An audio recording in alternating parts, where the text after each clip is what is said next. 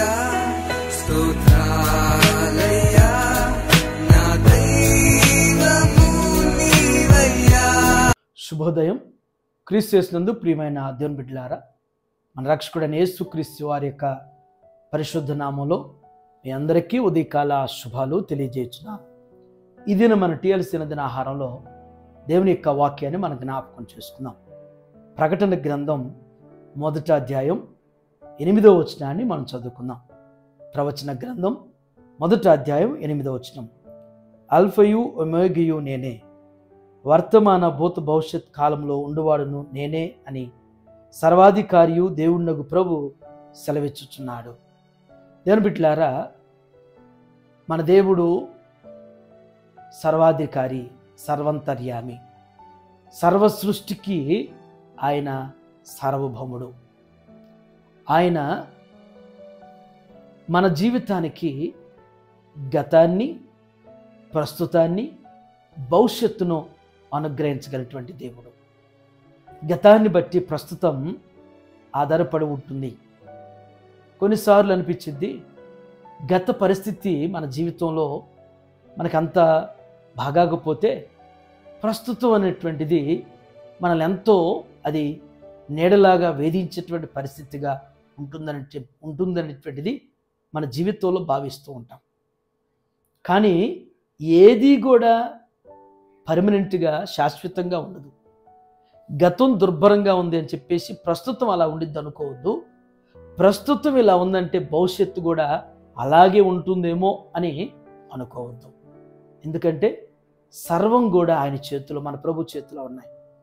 కాలములు, సమయములు ఆయన స్వాధీనంలో ఉన్నాయని ప్రభు చెప్పినట్లుగానే మన యొక్క దైనందినటువంటి జీవిత ప్రయాణంలో మార్పులు చేయగలిగిన వారు, అదృశ్యమైనటువంటివి, ఆశ్చర్యమైనటువంటి కార్యాలు మన జీవితాల్లో మన ప్రభు చేయగలిగినటువంటి వారు.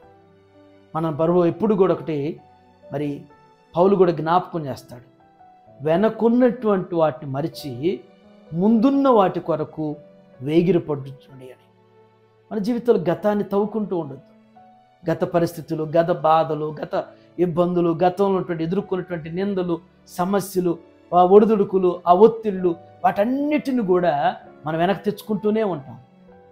మనం వెనక్కి తెచ్చుకుంటూ ఉంటాం. అంతే, గతాన్ని ఎప్పుడు కూడా మర్చిపోవాలి. పాస్ట్ ఈజ్ పాస్ట్, అయిపోయింది కదా. అందుకని యెషయా ప్రవక్త ద్వారా జ్ఞాపకం చేస్తాడు, నేను మునుపటి వాటిని మరువడి, ఇదిగో నేను ఒక నూతన క్రియ చేయుచున్నాను, దాని గురించి మీరు ఆలోచించండి అంటాడు. వెనకట్టు వాటిని తవ్వుకుంటూ, వెనకట్టు వాటిని గుర్తు చేసుకుంటూ, వెనకట్టులో జరిగినటువంటి ఆ పరిస్థితులతో, పగలతో, ప్రతీకారాలతో, పౌరుషాలతో ఉంటూ ఉంటాం. అలా ఉంటే మన జీవితానికి మరి ప్రస్తుతం మనకి నెమ్మదిగా ఉండదు, ప్రస్తుతం మనం సంతోషంగా ఉండలేము, ప్రస్తుతం మనకి ఆనందదాయకంగా ఉండదు. భవిష్యత్తు కూడా ఎలా ఉండిద్దో అనేటువంటి ఆందోళన పరిస్థితి ఉంటుంది. భవిష్యత్తును దేవుడు మన పట్ల ఉన్నతంగా ఆయన నిర్ణయం చేశాడు. ఎందుకంటే మన ప్రభు కీడులను, శాపాన్ని సైతం మనకి మేలుగా, ఆశీర్వాదంగా మార్చేటువంటి వారు మన ప్రభు. మన ప్రభుకి అసాధ్యమైంది లేదు. మన ప్రభు ఏదైనా చేయగలిగినటువంటి సమర్థుడు. ఉన్నది లేనట్లుగా చేయగలుగుతాడు, లేనిది ఉన్నట్టు కూడా చేయగలిగినటువంటి వాడు. శూన్యంలో సృష్టి పుట్టించినటువంటి మన దేవుడు. ఎండిపోయినటువంటి యెషయా మొద్దును చిగురింపజేసేటువంటి దేవుడు.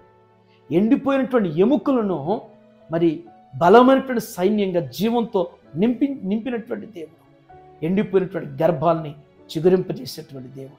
మన జీవితాల్లో ఏదైనా చేయగలిగినటువంటి శక్తిమంతులైనటువంటి దేవుణ్ణి మనం కలిగి ఉన్నాం.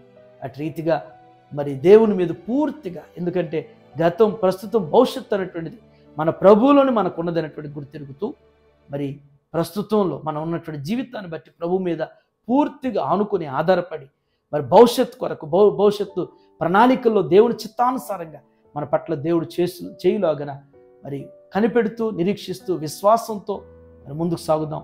అట్టి కృపలో పరిశుద్ధాత్ముడు మనల్ని స్థిరపరచును గాక. ఆమె ప్రార్థన చేసుకుందాం. శాశ్వతమైన ప్రేమతో ప్రేమిస్తూ విలోకమాటలను అనుక్షణం కృప చూపుతున్న దయగల మా ప్రభువా, మీ పరిశుద్ధమైన ఉన్నతమైన నామానికి వందనాలు చెల్లిస్తున్నాం.